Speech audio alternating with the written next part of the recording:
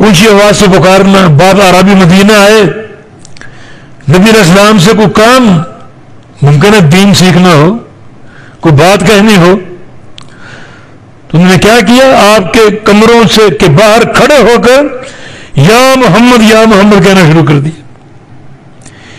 یعنی وہ عربی, یعنی شہری جو ادب اور ایک جو شریعت کے آداب کے مسائل ان سے ناآشنا تھے, بے خبری میں کہہ گئے, جیسے آپس میں دوسرے کو پکارتے ہیں. یہ پکارنے والے کون ہیں؟ عربی. کمرے کون سے؟ نبی علیہ السلام کے کمرے, جن کی تعداد 9 تھی. ہر کمرے میں آپ کی ایک بیوی رہتی تھی, چھوٹے چھوٹے کمرے,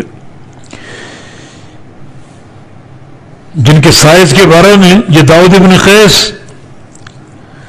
فرماتے کہ میں نے وہ 9 کمرے دیکھے ہیں. یعنی کمروں کا جو اندر کا دروازہ اور صحن تک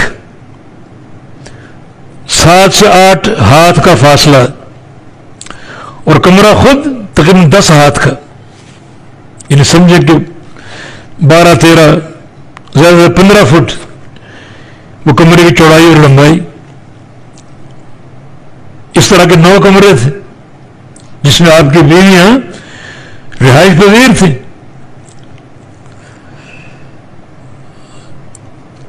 تو عربیوں نے کیا کیا, کسی کام کے لیے مدینہ آئے تو باہر سے ہی یا محمد کا شور کر دیا. فرمایا کہ ان الذین ینادون, کہ بے شک وہ لوگ جو پکارتے ہیں آپ کو, من وراء الحجرات, کمروں کے پیچھے سے, اکثرهم لا یعقلون, ان میں سے اکثر بے عقل ہے, عقل کے زیور سے آراستہ نہیں, عقل اور شعور کی کمی ان میں, اکثر ایسے ہی. یہ کچھ سمجھدار بھی ہو سکتے ہیں مگر اکثریت جو ہے وہ بے شعور اور بے عقل. یعنی جو عمل انہوں نے کیا, اللہ کے نبی کو پکارا باہر سے, ان کا نام لے لے کر شور مچاتے رہے, یہ عقل کے زیور سے محروم, عقل سے پیدا نہیں اکثر ان میں سے. عربی تھے جن کو شہری آداب کا علم نہیں تھا, اور پھر نیا نیا اسلام قبول کیا تھا, انہیں شرعی ہدایات اور آداب بھی نہیں جانتے تھے. تبھی تو آگے غفور رحیم ہے, اللہ بخشنے والا اور رحم کرنے والا ہے. یہ نہیں تھا کہ ان کو شرعی آداب کا علم نہیں تھا, علم ہوتا ایسا ہرگز نہ کرتے ہو. چنانچہ ان سے یہ نادانی ہو گئی اور کمروں کے پیچھے سے رسول اللہ صلی اللہ علیہ وسلم کو پکارنا شروع کر دیا.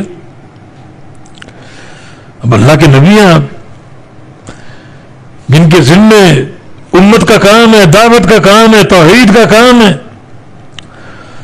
آپ اپنے گھر میں ہوں گے, کس حالت میں ہوں گے, آرام کی حالت میں ہوں گے, نیند کی حالت میں ہوں گے, کچھ سوچ اور فکر کی حالت میں ہوں گے, تو اس طرح پکارنا اور آپ نبی کے امور میں مخل ہونا جائز نہیں.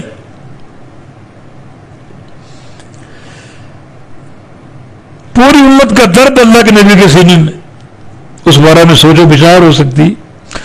تھکاوٹ کی بنا پر آپ سو رہے ہوں گے, آرام کر رہے ہوں گے,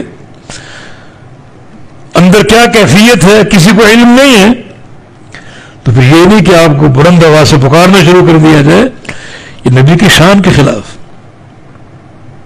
صحابہ کرام نبی علیہ السلام کے سے کوئی کام ہوتا تو گھروں میں آتے تو باہر کھڑے ہو جاتے, انتظار کرتے کہ اللہ کے نبی جب باہر آئیں گے نماز کے لیے, کسی اور کام کے لیے, پھر اپنی حاجت ہم پیش کریں گے.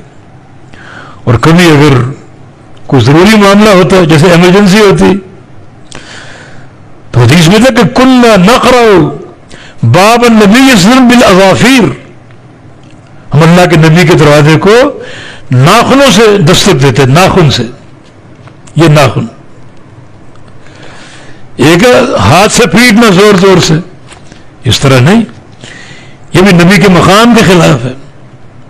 ناخن سے، جس کی آواز بڑی ہلکی ہوتی، چھوٹا کمرہ آپ کا، اگر آپ جاگ رہے تو ناخن کی آواز بھی سن لیں گے، اور اگر آپ سو رہے ہیں تو ناخن کی آواز آپ کی نیند میں خلل پیدا نہیں کرے گی. یہ تو صحابہ کے ذہنوں میں نبی علیہ السلام کے بارے، مگر یہ چونکہ عربی تھے اس لیے نبی علیہ السلام کا نام لے کر پکار رہے ہیں کمروں کے باہر کھڑے ہو کر. تو فرمایا کہ ان الذین ینادون، کہ بے شک وہ لوگ جو پکارتے ہیں تجھے من وراء الحجرات، کمروں کے پیچھے سے، اکثرهم لا یعقلون، ان اکثر لوگ بے عقل ہیں، عقل نہیں رکھتے.